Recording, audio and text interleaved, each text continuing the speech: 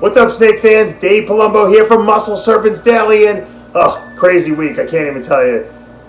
I had a good friend of mine pass. You know, I have to go to his funeral up in New York, so we got a lot going on. I have the Arnold Schwarzenegger Classic coming up in the bodybuilding world, so we have a lot going on with going to that. That's next week, and I got to get you guys your videos.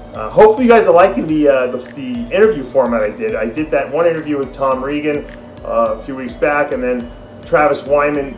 I love genetics, so to me, I geeked out completely with them. If you guys didn't see that, there's the complete Travis Wyman interview is up on the Muscle Serpents University channel now, and I even had a little quick hit of Travis and I talking about CRISPR, which is the gene editing technology that exists now, which will probably lead to designer snakes and reptiles in the future. So you might want to check that out. That's going to be really cool as well. But let's go into the snake room, see what's going on. I don't know. I got to do some feeding today. I'll just throw a hodgepodge of stuff together for you guys.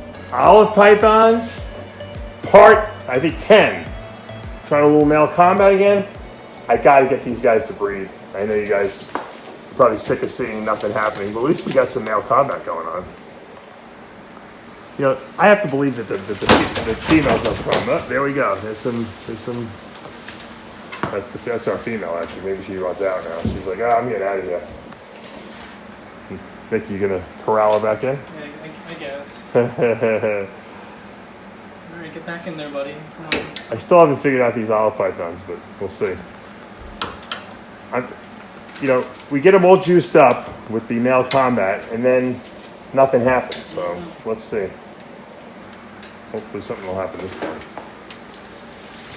The males are definitely in the back there, intertwined. You got your albino male. Now they're trying to bite. Let's stop them. So we got a nice little wrap here. I'm trying to take the head albino out and leave the albino male. All right, we got him out easier than I thought. All right, we're gonna leave him in.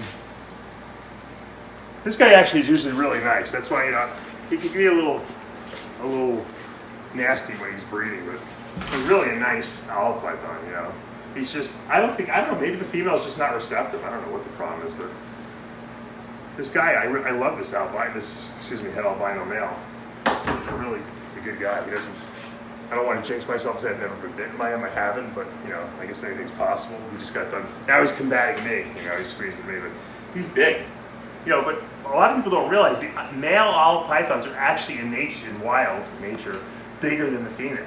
They grow bigger. I didn't know that. Nick Mutton told me that when I interviewed him. So it's not uncommon to see a bigger male. And he's pretty lean. I don't feed him that much, but he's a big male. So we're going to leave him out. We're going to leave the other male in, see if he does anything with the female. Let's put him down. All right, here's my motley fire diamond head call albino boa. I love the fire diamonds, man. They're so beautiful. Look how light it is. Just like in the ball pythons, the fire gene just lightens everything up. And of course, the super fire in the boa is a black-eyed leucistic, just like it is in the ball python. I'm giving this guy a little meal. He's been breeding for me. Let's get him out of the water bowl. He's been breeding for the last 3 months with virtually no food. So I'm giving my males a little break for a couple days. I'll give a little bit of chow, fill their bellies up a little bit. You know, just to make sure that they're not overworking themselves to death. So they're getting a little treat. I'm gonna give a few other guys some treats. And then they're right back into the breeding rotation again at the end of the week. Here's another little fire diamond boy I got. Tiny little guy, but good breeder.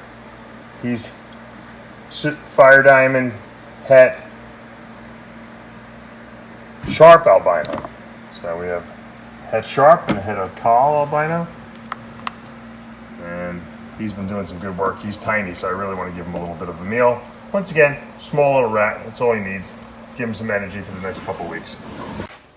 Here's my possible super hypo Russo red pastel sterling boa. We've been breeding her. Give her a little meal too there. Hopefully push her into ovulation as well. She's gorgeous. I mean, look at that coloring. Once again, no blood in there. No blood gene in there. That's just Russo Red. I've showed it to you before. She looks really good right now. She's really glowing. Maybe she's going to ovulate. She does have a pretty big lump there, but I doubt she would have eaten if she was going to ovulate, but you never know. They're hungry. I don't feed my boas for over 3-4 months, you know, during breeding season. I feed them the rest of the year. I give them probably, you know, every other week, every week. And I feed them that way because when I don't feed them at all. So they're only eating about half the year or maybe 3/4 of the year. You gotta remember, I don't feed them for 3 months during the breeding. I might give them a meal now, but then if they do get, you know, they do ovulate and they do go on to, you know, carry the babies, they're going to carry them 100 days. It's another 3 months where they're not eating. So it's probably half the year they're not eating. So you got to really feed them the rest of the year. And that's why I give them weekly meals. I don't ever go huge like rabbits or anything like that. I'll just go extra large jumbo rats type of thing. All right, green Anaconda feeding, still on chicks. She doesn't like mice yet or rats. She does eat the chicks. I heat them up, put them in some warm water. She seems to usually like it. Sometimes I have to just leave it. She's the only snake I have that if I leave it on the floor, she'll actually grab it and I just leave it. Most snakes like movement. She doesn't care. She probably wants me to just leave it. You would think I'm giving her like a chicken chow mein from a Chinese restaurant or something like that.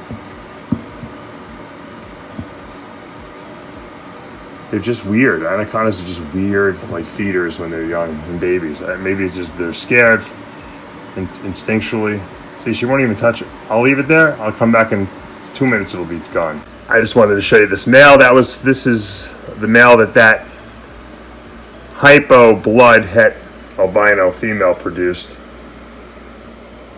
That's we call it fire opal. That's a Hypo sharp albino blood. So we got 3 genes in there, 2 recessives. And he is just wacky. My friend Doug Shederick snagged the other male from me, conned it out of me. His is probably looking awesome too. Hopefully next year he'll go into the breeding projects. Look at that. Take the beauty of a red, take the beauty of a blood, take the black out, and this is what you got. All right, let's wrap today up. Crazy week I'm having. Good friend of mine passed, so I gotta go to his funeral, so just been having a lot of time issues with getting everything done. So I wanted to get you guys this video. Hopefully you guys liked that Travis Wyman interview I did too. I don't know why I don't think that's enough, but I like to give you guys more and more. Here's my Panda Pied female I produced. I produced 2 of them actually. One's for sale. This is my holdback. And she is in shed or going in shed. She's been laying in the water bowl. So look at her. Hasn't lost an ounce of black. She just looks amazing. The bigger she gets, the better she looks. The more panda-like she is. Really, really nice looking snake. I'll show you the other one too. Love this combo. This might be my favorite of all the ball pythons I have. I mean, I made some pretty cool looking stuff, but Panda Pied, simple double recessive. I think this will be a hobby favorite. In 5 years, they'll probably be $500. People will buy these as pets all the time. I want to start producing more of these because I think they're going to make amazing pets. I might actually keep both Panda Pieds because of that. I didn't even think about that. They could make great pet projects. Panda Pied also growing very well. Both of them are eating rats. Very rarely do they miss a meal unless they're in shed. This female has a beautiful black head. Actually, a much more solid head than the one I'm the holdback, believe it or not. She doesn't have that second blotch, but she has a lot of little black spots on her. So, but look at how white. The white is like the whitest white you'll ever see. It's not even leucistic white. It's like better. Or as Travis Wyman corrected me, leucistic. Look at that. That's a cover shot right there. for sure. Nice shaky hand. Alright guys, that's it for today. I know it's a little hectic, a little chaotic. Maybe tomorrow I will be able to get you a slightly better video. I got my video guy coming in. We'll come into the snake room and see what we can take, and hopefully maybe who knows, maybe we'll get a clutch, a couple ovulations. You never know. It is breeding season. Anything is possible. Alright guys, if you like what you see, make sure you subscribe, turn on your notifications, hit that like button. We'll see you back tomorrow morning.